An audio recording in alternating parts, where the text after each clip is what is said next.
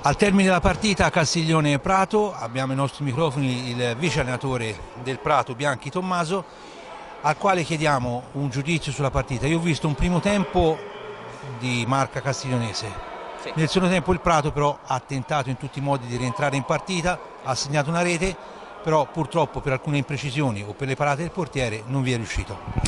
Sì, allora abbiamo avuto purtroppo nel primo tempo, dopo 5 minuti e poi circa un quarto d'ora di blackout in cui la nostra solita difesa non ha funzionato. La difesa ci ha permesso di fare punti contro il Matera e contro il Forte Marmi e purtroppo non c'è stata. Eravamo un po' troppo chiusi dietro e abbiamo concesso un po' troppi tiri dalla distanza dal Castiglione e purtroppo siamo andati subito insomma, sul 4-0. Secondo tempo sì, secondo tempo abbiamo provato a cambiare qualcosa, abbiamo fatto il gol del 4-1 e poi nei minuti finali abbiamo fatto una specie di arrembaggio, infatti c'è stata un po' di confusione in cui abbiamo provato in tutti i modi, ma insomma, tra le parate del portiere, insomma, Michael si sa è un portiere di livello e la buona difesa del Castiglione che insomma, oggi sono stati bravi, sono stati compatti e non ce l'abbiamo fatta. Però vi rimane il fatto di aver disputato un buon secondo tempo, da questo dovete ripartire per il prossimo impegno che sarà?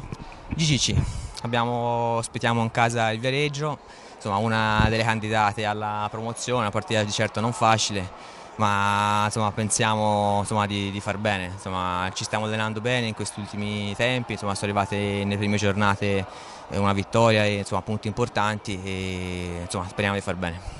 Anche perché battere il Matera la scorso fine settimana è una buona cosa, perché il Matera sembra che sia una delle candidate alla promozione, quindi questo è stato senz'altro 3 punti importanti, meritati, che non hanno avuto seguito oggi, però spero per voi abbiano seguito col Viareggio. Sì, grazie.